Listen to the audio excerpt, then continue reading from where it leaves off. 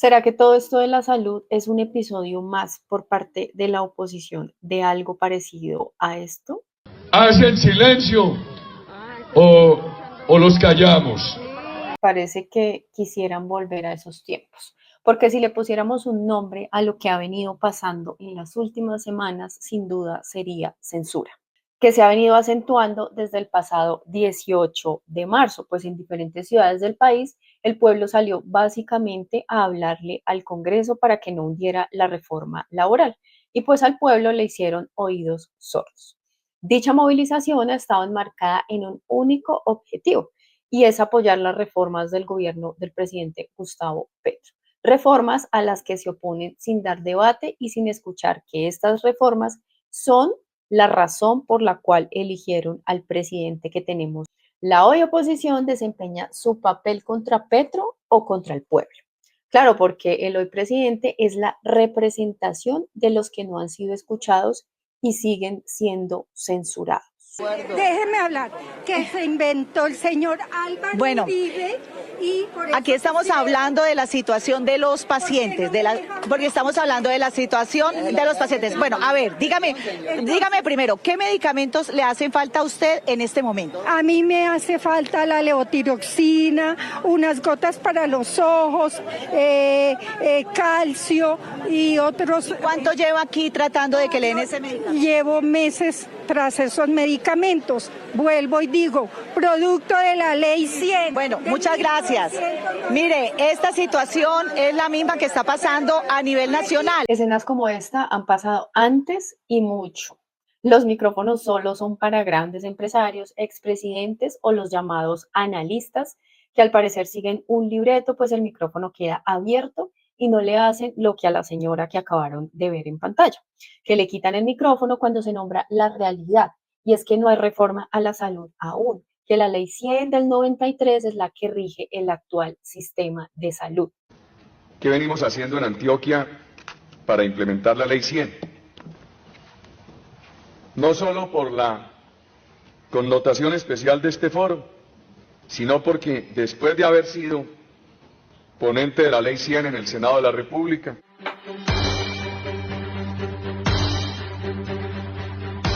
Mientras la Iglesia Católica pide que casos como este sean juzgados como homicidio o delito de lesa humanidad, siguen los reclamos de pacientes que esperan medicamentos, traslados, citas médicas con un especialista u otras necesidades. Armada con un maletín lleno de tutelas, Nidia Mota llega al hospital a luchar por la atención de su hija diagnosticada con cáncer de ovario. Dice que lo más difícil de la enfermedad es la demora de la EPS en autorizar los tratamientos. Esta mujer vive su drama, pues dice que su mamá hospitalizada en el Federico Lleras está en una carrera contra la muerte y la EPS no autoriza su traslado. Luego de 28 años de enfermedad y de incumplimiento de su EPS, él y su familia creen que la eutanasia es la única opción. Mucho tiempo. Estoy cansado. Más de 20.000 millones de pesos le adeudan las EPS al Hospital Federico Lleras, el más importante del Tolima. Aquí ya cerraron la unidad mental, oncología y solo hay 9. Si escucharon, las deudas siempre han existido, siempre han existido. Y en gobiernos anteriores, ¿qué habían hecho? Nada, ¿cierto? Pero entonces ahora vienen a dolerse por una situación que ellos ya conocían. Por demás, entonces estará a decir que Audifarma no es más que una oportunista que sacó su as para crear esta crisis, pues recibió la platica por parte del gobierno y cuando ya la tenía en sus bolsillos, 2 días después anunció que no iba a prestar el servicio. Eso, palabras más, palabras menos, es lo que está pasando. Por eso las largas filas y la gente esperando medicamentos. Medicamentos que también les habían negado teniendo existencias en bodega, como lo vimos la semana pasada. ¿Por qué? Por cuenta de los privados irresponsables que supieron sacar unas bajo la manga a propósito de que la reforma grande que seguiría por aprobarse es justamente la reforma a la salud. Pero ¿cómo se enteró el país del chisme completo? Sí, porque la semana pasada la oposición contó a manera de chisme, pero además incompleto, que el gobierno no pagaba a las gestoras. Pues nos enteramos gracias a la emisión del Consejo de Ministros esta semana y desde ese momento parece que se les cayó el libreto a muchos de la oposición, pues hubo silencio porque se les derrumbó el relato de hacerle creer al país que este gobierno es el culpable de la crisis de los medicamentos y que eso es hoy, eso pasó hoy, eso en gobiernos anteriores jamás había sucedido. Su real objetivo en ese metarrelato, por demás mal dado, era echar culpas de un sistema de salud que por eso es que se quiere reformar, porque no funciona para la gente y por ende pretendiendo alimentar en la gente que la reforma de la salud, ¿para qué? Si todo está mal. Pero para eso justamente es la reforma de la salud, porque todo está mal. Y en este punto se reconoce lo que se debe reconocer, y es que la oposición no pudo poner de una mejor manera el por qué se necesita una reforma a la salud, porque dejaron en evidencia que el modelo de intermediación causa esta crisis y la ha causado años y años atrás. Por eso en el gobierno Duque también vimos filas interminables y en el de Santos, y así nos podemos poner a rememorar de gobiernos anteriores. Todos ustedes han vivido y sobre todo han sufrido sus desastrosas consecuencias. ¿Cuántos no han tenido que pasar por un verdadero viacrucis para lograr ser atendidos en unos hospitales que cuentan con pocos recursos físicos y técnicos, donde el personal lleva meses sin recibir salario? El presidente Álvaro Uribe lideró una tensa reunión con voceros de gremios médicos y de trabajadores para explicar los alcances de la emergencia social para reformar el sistema de salud. El presidente Uribe respondió críticas de médicos y pacientes. Aseguró que se garantizarán los tratamientos de alto costo. Van a quedar sin oportunidad de tratamientos y de atención, porque entonces, ¿de dónde saldrá el dinero? Usted tiene la preocupación de van a alcanzar los recursos. Yo también. Juan Manuel Santos aseguró que al iniciar su mandato recibió de manos del entonces presidente Álvaro Uribe un sistema de salud totalmente colapsado. No nos olvidemos nunca de dónde venimos, cómo recibimos el sistema. El sistema lo recibimos usando el lenguaje que ustedes conocen mejor que yo, en cuidados intensivos y con pronóstico muy reservado. Estaba este sistema quebrado. Lo más grave, según el diagnóstico hecho por el mandatario nacional, es que el sistema de salud era inviable debido a que todos los dineros de este sector iban a parar a las arcas del paramilitarismo. Se lo habían robado los paramilitares durante mucho tiempo en las regiones. Era un sistema realmente colapsado. Pese a las graves revelaciones hechas por el presidente Santos, hasta el momento el país no conoce fallos judiciales en contra de quienes permitieron que los dineros de la salud terminaran en manos de los paramilitares, poniéndole en riesgo este derecho fundamental a millones de colombianos. Y así podríamos devolvernos muchísimo más. Esto ya pasaba. La diferencia hoy no son propuestas. La propuesta del pueblo ya la escuchó y votó por ellas justamente. La diferencia, o más bien lo raro, es que un presidente quiera cumplir lo que prometió en campaña. Y eso justamente es a lo que el Congreso se opone. ¿Por qué será?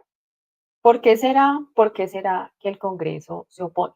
¿Por qué será que se insistía tanto en el Congreso? El presidente es importante, la figura del presidente es importante, pero ya hemos visto y hemos vivido en carne propia que si se elige un presidente, pero el Congreso no se robustece con esos ideales y esas políticas para que las propuestas del presidente que llega sean estudiadas y sean aprobadas en un Congreso, pues realmente no pasa nada. Ese es un tema a traer a propósito del 2026, cuando ya hay que renovar el Congreso y debería hacerse renovar el Congreso. Y aún así pretenden llegarle al pueblo sin propuestas y más bien de manera oportunista a decirles que son la solución. Ahora sí. Vicky Dávila esta semana llegó a una sala de espera, así como Uzcategui hace campaña cuando hay temblores. Pero ese es otro personaje que después vamos a dedicarle un video muy especial.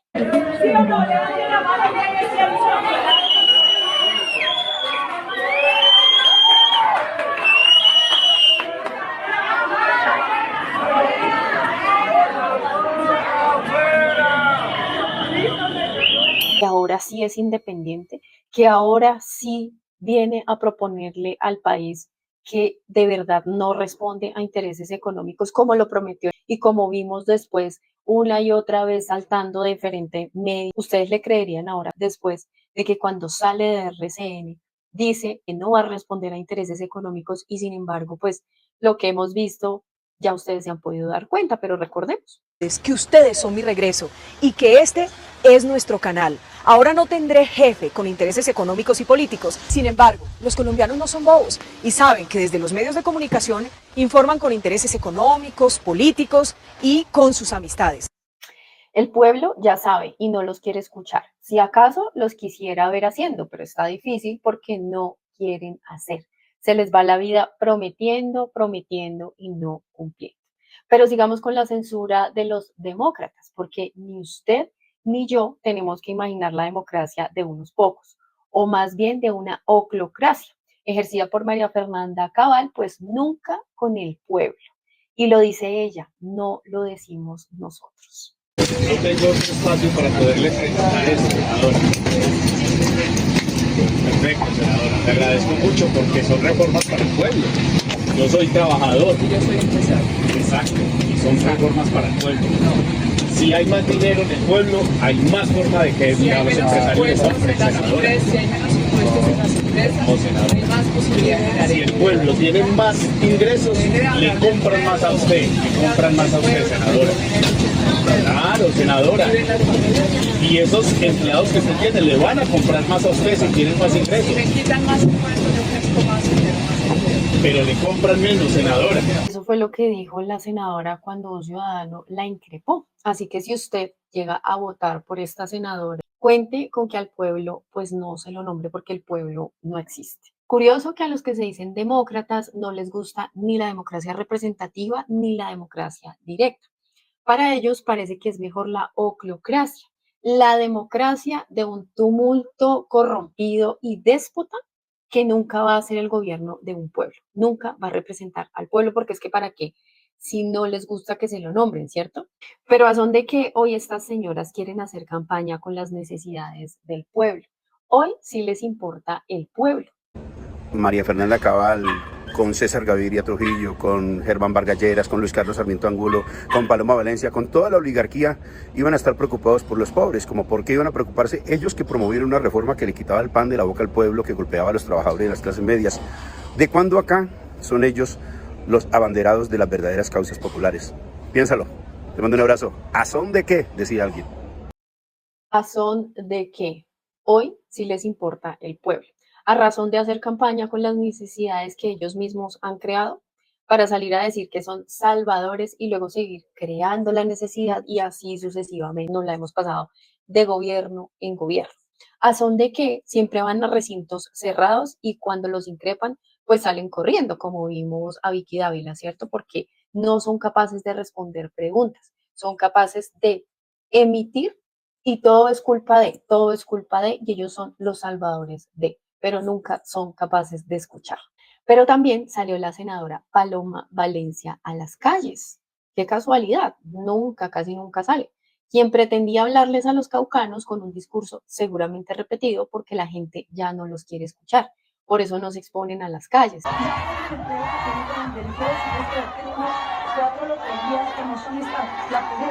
Las 2.600 toneladas métricas de cocaína, que dicen...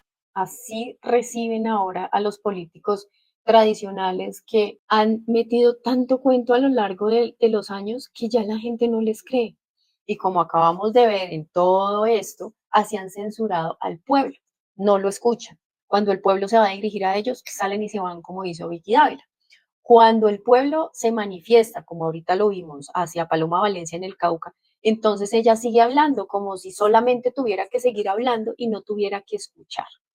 Como vimos a María Fernanda Cabal también, donde claramente ella explicó de la mejor manera por qué los empresarios no les gustaba la reforma laboral. Y es porque justamente los empresarios tendrían obligaciones con las personas y no las quieren tener. Obligaciones legales, obligaciones contractuales y claramente pues no quieren pagar más por eso porque un empleado les representa. Y ahí es cuando entraría uno en el debate, si realmente son empresarios, porque el segundo argumento que ellos dan después de decir que son empresarios es que son generadores de empleo, pero entonces ahí la senadora se contradice porque cuando deberían ser generadores de empleo para dar estabilidad y para dar derechos a las personas, entonces ya no les gusta ser generadores de empleo. ¿Ven por qué no aprobaron la reforma laboral? Así han censurado al pueblo. Le quitan el micrófono, le ofrecen salvación, pero en tiempos de campaña. De resto ustedes no lo vuelven a ver, no vuelven a ver esos personajes. Salen a tarima para prometer arreglar lo que viene mal de gobiernos anteriores que han sido de ellos y quieren censurar no al Mesías. Porque es que a este señor se lo quieren vender o regalar al país como el verdadero Mesías, pero lejos lo es y eso también el país ya lo sabe. Pues ahora quieren censurar al representante del pueblo. ¿Y quién es el representante del pueblo? Pues el presidente de la República. Porque lejos estamos de la pose de inalcanzable de que antes veíamos. El presidente de hoy le sirve al pueblo y prueba de ello es que la información llegue directa, sin intermediarios, sin interpretaciones tendenciosas. Por eso el Consejo de Ministros lo quieren censurar. Así reaccionó el presidente Gustavo Petro sobre la tutela aceptada por el Consejo de Estado. Dijo verdades incómodas a los demócratas que una vez más quieren pasar por encima de la Constitución porque algunos miembros de la oposición radicaron una tutela para que no sean emitidos los consejos de ministros. Es decir, para que el país no se entere sin intermediarios de lo que está pasando, de lo que se va a hacer, y es casi proponer a los trancazos el monopolio de la información por cuenta de los medios tradicionales, quienes, como se ha visto, tergiversan lo que pasa. Esa distancia entre lo que se dice, cómo lo tergiversan los medios y finalmente una aclaración que puede ser tan larga, pues del cuento algo queda, como dice por ahí, es justamente lo que ha querido acortar el gobierno a través de las emisiones del Consejo de Ministros. ¿Qué hay de malo entonces en que la información llegue de manera directa, que no se pueda tergiversar? O como vimos esta semana, se aclare un chisme. ¿A eso le temen los medios y la oposición? Pues el Consejo de Estado admitió una tutela que pondría freno a que básicamente la ciudadanía se entere de lo que hace el gobierno y que por medio de ser televisado el Consejo de Ministros, pues el gobierno quiere llegar directamente al país sin intermediarios, sin tergiversar la información, pues ya hemos visto que los medios tradicionales crean todo un ambiente de duda que después es difícil quitar esa percepción a los ciudadanos. Aquí viene una pregunta. ¿Quién está obligando a la ciudadanía a ver el Consejo de Ministros? Lo pregunto a propósito de que el máximo tribunal se refiriera al impacto de las emisiones y a la libertad de información. Entonces, ¿quién obliga a la gente a informarse? Ojo, porque de alguna manera u otra se está criminalizando la libertad que tienen las audiencias de ver lo que les apetece ver o solo tienen que ver a los medios tradicionales. Pues el debate justamente radica en la ley 182 de 1995 que regula el servicio de televisión en Colombia y permite al gobierno nacional acceder a los canales de televisión para dirigirse al país en cualquier momento. Y esta pensaría, y esa ya es una opinión, puede ser la frase de la discordia porque para los que se oponen nunca es el momento en el que el presidente pueda llegar a los colombianos a partir de la televisión, ¿cierto? Pero esto soportado un poco por el que creería, y de nuevo, insisto, esto es una opinión, se estaría basando la oposición y es en una modificación que hizo la Corte Constitucional en el año 2001, en donde se eliminó la frase que les dije anteriormente y es en cualquier momento o mejor, sin ninguna limitación. Este creería entonces que es la coyuntura de toda esta tutela que presentaron algunos integrantes de la oposición ante el Consejo de Estado frente a que se televisen el Consejo de Ministros por parte del presidente Gustavo Petro. El presidente justamente se pronunció frente a esto, por supuesto, y hizo una serie de preguntas. Es importante recordar que el espectro electromagnético es propiedad de la nación y a eso se refirió justamente el presidente Gustavo Petro. Entonces, el presidente con este tuit se refirió justamente a la admisión de la tutela por cuenta del Consejo de Estado por parte de unos miembros de la oposición, en donde se habla de dejar de emitir en canales nacionales el Consejo de Ministros. Sin embargo, el presidente Gustavo Petro tocó unos temas importantes. Primero, el espectro electromagnético es propiedad de la nación, como lo dice él en su tuit. ¿En qué momento que no le avisaron? Pues el espectro electromagnético es propiedad privada. El espectro electromagnético, repetimos, es propiedad de la nación.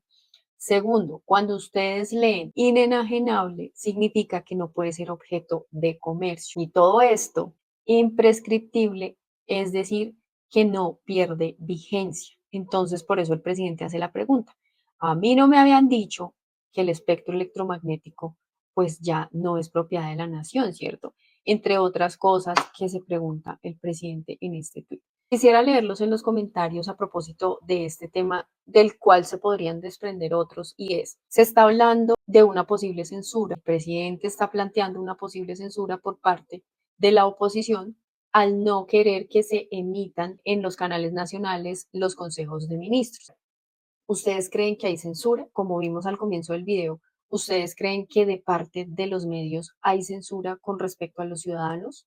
¿Creen que hay cabida a que se presente una tutela contra el presidente para que no sean emitidos los consejos de ministros? ¿Están de acuerdo o no con que los consejos de ministros sean emitidos y que todos podamos tener conocimiento en tiempo real de lo que se dice allí? Déjenme saber en los comentarios y hablamos siempre por ahí. Trato de responderles a las personas que están de acuerdo, a las personas que no están de acuerdo todavía más, porque de eso se trata. La libertad de expresión y el derecho a la información. Déjenme saber entonces en los comentarios ustedes qué piensan acerca de este tema. Conocer de qué están hablando los diferentes ministerios. ¿Qué se está haciendo precisamente? ¿Es malo conocerlo? ¿Es malo que lo conozca la ciudadanía? Déjenme saber en los comentarios. Soy Diana Guayara, periodista, y nosotros nos vemos en una próxima entrega. Chao.